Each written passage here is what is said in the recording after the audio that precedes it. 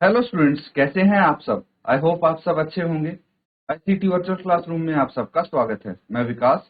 Class 11th का maths हम कर रहे हैं। चैप्टर है सेट्स यानी समुच्चय। चैप्टर को हमें कंटिन्यू करना है बच्चों। तो यहाँ पे हमें सेट बिल्डर फॉर्म और रोस्टर फॉर्म अच्छे से हमने यहाँ पे सीख ली है। तो चलिए कुछ क्वेश्चंस हैं जो प्रैक्टिस करने हैं हमें।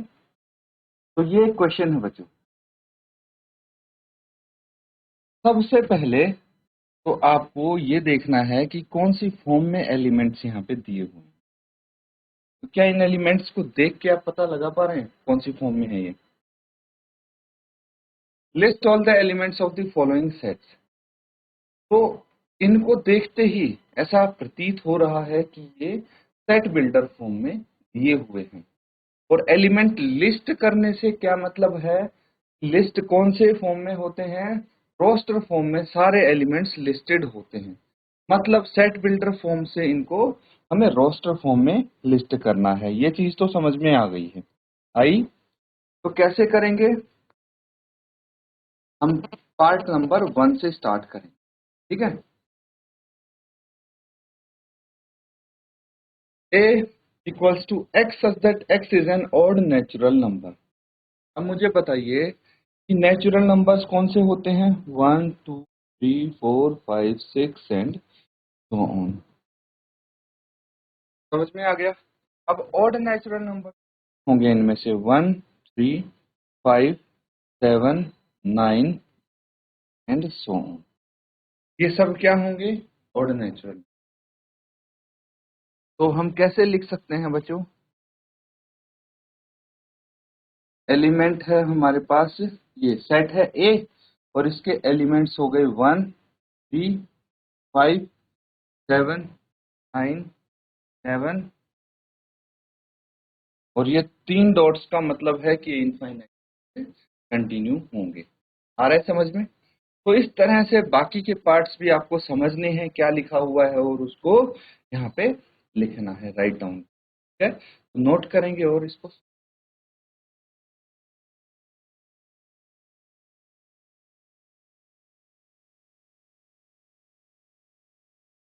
तो ठीक है बच्चों। अब सारे के सारे पार्ट्स हम यहाँ पे सॉल्व कर लेंगे। देखिए फर्स्ट तो हो गया है। अदर पार्ट्स देखिए।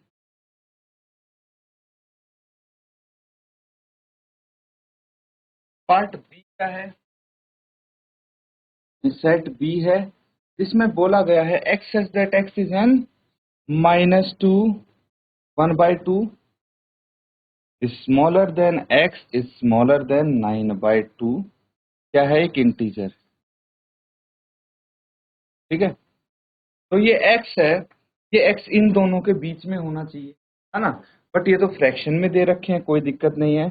हम इसको डेसिमल में अगर बदलें तो ये -0.5 आएगा और ये आ जाएगा 4.5। दैट मीन्स जो हमारा इंटीजर है वो इन दोनों के बीच में होना चाहिए, मतलब -0.5 से बड़ा। तो नंबर लाइन पे अगर हम देखेंगे ये हो गया 0, ये हो गया -1। तो -1 से बड़ा होता है ना। 0.5 -0.5 यहाँ कहीं होगा। तो इससे बड़ा इंटीजर क्या हो गया, 0 हो गया, है कि नहीं। अगर हम बात करें 1 की, 2 की, 3 की, 4 की, और यहाँ पे कहीं 4.5 होना चाहिए हमारा, है ना। तो 4.5 से छोटे और 0.5 से बड़े बस यही तो इंटीजर आएंगे। आ रहा है समझ में। तो यहाँ पे लिख देंगे कौन से इंटीजर हो गए। 0 1 2 3 एंड 4। इतना सिंपल है बच्चों ये। ठीक है। चलिए अगला पार्ट देखिए अब।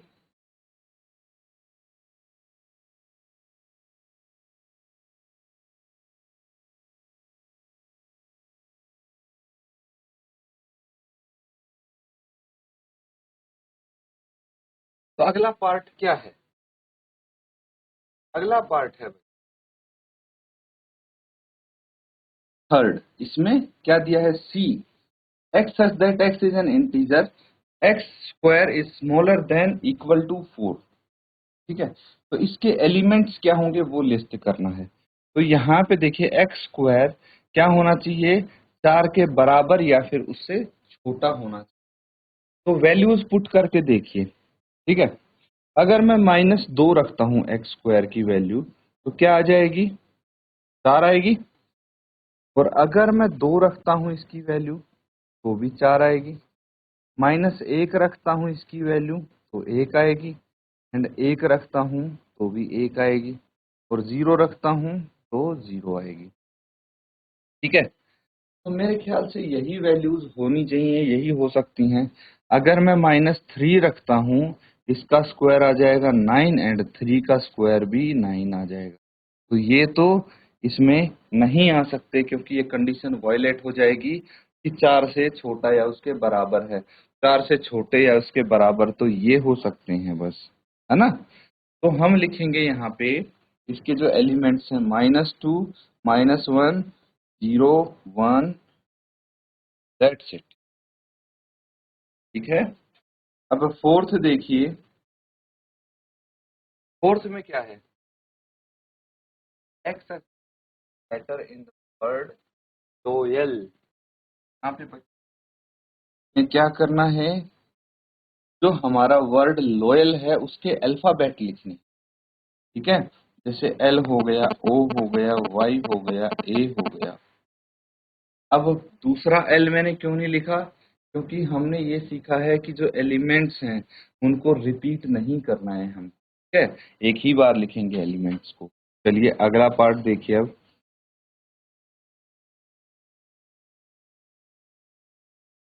नेक्स्ट क्या है? Fifth part. X that X is a month of year not having days.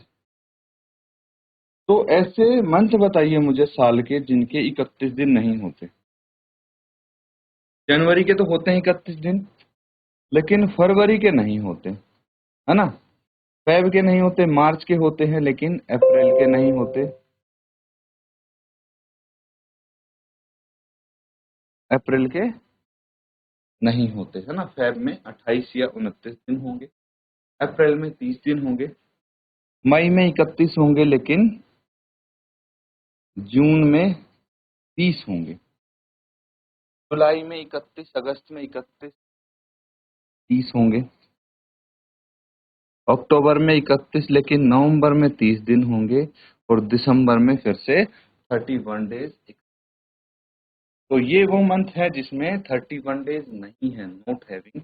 ये ध्यान रखना है। कहीं इस नोट को आप इग्नोर करके अगर आपने लिख दिया 31 दिन जिस मंथ में होते हैं, तो क्वेश्चन हो जाएगा आपका गलत। अब यहाँ पे देखिए बोला गया है f equal to X as that X is constant in the English alphabet which precedes होगा। बच्चों ये क्या होगा? प्रीसीड्स। ये से जो पहले आते हैं वो कॉन्सोनेंट्स आपने लिखने हैं। तो चलिए देखते हैं कौन लिख पाता है।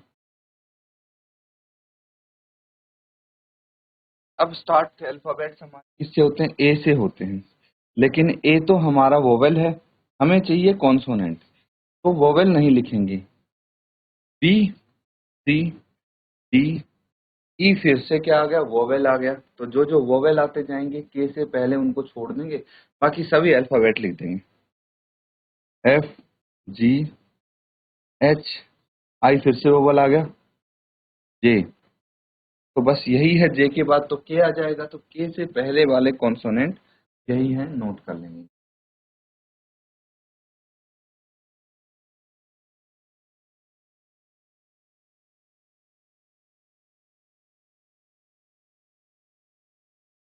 ठीक है बच्चों, यहाँ तक समझ रहे हैं आप? ये देखिए अब कुछ क्वेश्चन और हम यहाँ पे देखेंगे, एग्जांपल्स देखिए एक बार।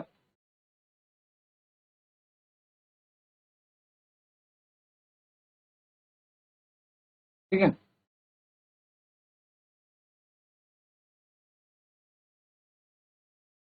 Representation of statement in both form. अगर कोई स्टेटमेंट है तो roster form, set builder form आमने सामने लिख दी है, बहुत अच्छे से आपको क्लियर हो जाएगा। ये काफी इंपॉर्टेंट टॉपिक है बच्चों, इसीलिए इतना फोकस मैं इस पे कर रहा हूँ। The set of all natural numbers between 10 and 14। तो 10 और 14 के बीच में सारे नेचुरल नंबर्स कौन से हैं, तो वो एलिमेंट लिस्ट कर दिए यहाँ पे। और सेट बिल्डर फॉर्म में कैसे लिखेंगे, तो बच्चों सेट बिल्डर फॉर्म में ऐसे लिखेंगे x such that x belongs to natural number, और जो x है हमारा वो 10 और 14 के बीच में होगा, 10 से बड़ा 14 से छोटा। Set of all prime numbers less than 11, तो 11 से छोटे प्राइम नंबर कौन से होंगे, 2 3 5 7 यही होंगे। तो कैसे लिखेंगे हम सेट बिल्डर फॉर्म में, x such that x is a prime number which is less than 11, यही तो है यहाँ पे। Set of all distinct letter used in word friend, तो फ्रेंड में कौन से लेटर्स का यूज हुआ है, FRIEND, है ना, कोई भी रिपीट नहीं हो रहा है इसमें, ये आप देख सकते हैं। तो यहाँ पे लिखेंगे X such that X is letter used in the word friend, simply ऐसे लिख देंगे। तो इस तरह से है ये, नोट कर लीजिए, फिर आगे करते हैं।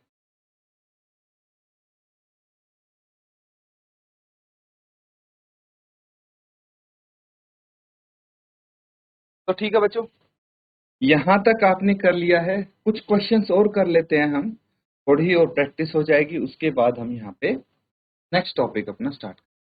देखिए क्या बोला गया, डिस्क्राइब द फॉलोइंग, इनको डिस्क्राइब करना है। The set of all vowels in word equation in roster form, ठीक है। रोस्टर फॉर्म में इसको आपको लिखना है, किसको लिखना है, जो वोवेल्स हैं इन वर्ड इक्वेशन। तो वर्ड इक्वेशन में कौन से वोवेल हैं, ध्यान से देखिए।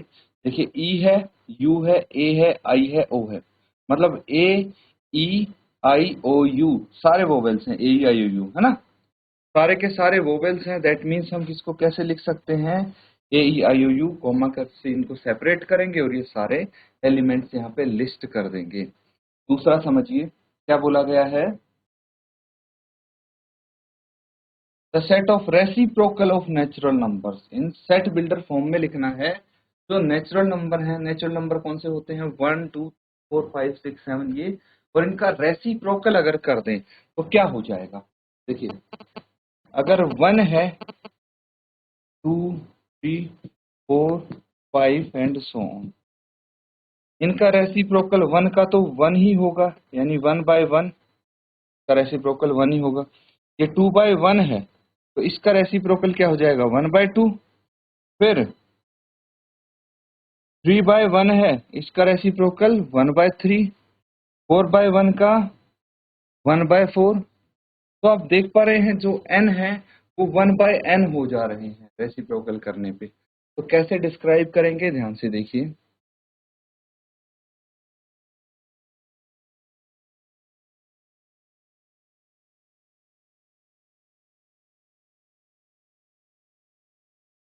ये है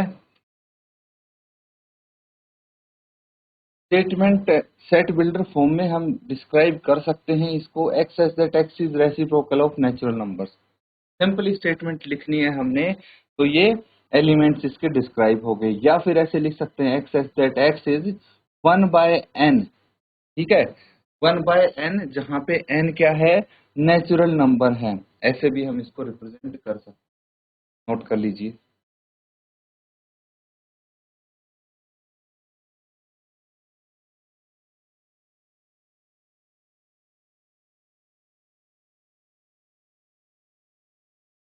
तो ठीक है बच्चों, ये यहाँ पे समझ में आ रही है। चलिए कुछ क्वेश्चंस और प्रैक्टिस कर लेते हैं। देखिए मल्टीपल चॉइस क्वेश्चन भी आपके पास आ सकते हैं। मल्टीपल चॉइस क्वेश्चन कैसे आप करेंगे, ध्यान से देखिए। Which of the following is not a set, इनमें से कौन सा समुच्चय नहीं है। स्टार्टिंग में हम कर चुके थे, बस रिवीजन कर रहे हैं। The collection of days of a week, तो ऑब्वियसली ये सेट है ना। तो सप्ताह के दिनों का कलेक्शन अगर हम देखें तो सेट है, हम इनको वेल डिफाइंड कर सकते हैं। The collection of prime number less than 10, बिल्कुल अभी ये क्वेश्चन भी हमने किया था कि 10 से छोटे सभी प्राइम नंबर्स क्या होंगे। उसके बाद the collection of intelligent student of in your class, बिल्कुल collection of intelligent student class is set, क्यों नहीं है, क्योंकि बच्चों इंटेलिजेंट स्टूडेंट डेफिनेशन ये होगी कि भाई जिनके सबसे ज्यादा मार्क्स आते हैं वो इंटेलिजेंट हुए। इसी के लिए होगी कि भाई कोई सबसे ज्यादा समझदार है, बाकी चीज़ों में के लिए होगी। और बहुत सारी अलग अलग स्टूडेंट्स अलग अलग लोगों के इंटेलिजेंट हो। ये कोई वेल डिफाइंड कलेक्शन नहीं है, इसलिए ये वाला इसका आंसर होगा। आगे देखिए, B is not an element of A, then we write. अगर बी सेट ए का एलिमेंट नहीं है तो हम कैसे लिखेंगे? बिल्कुल बच्चों, हम लिखते हैं या तो देखिए ए बिलोंग टू बी, मतलब है कि बी बिलोंग टू ए मतलब क्या है कि बी इसका एलिमेंट है, ठीक है?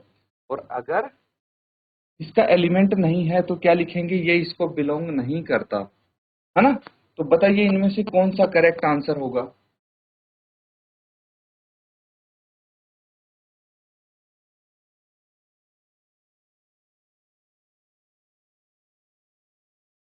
तो बच्चों यहाँ पे देखिए, हमारा करेक्ट आंसर कौन सा होना चाहिए?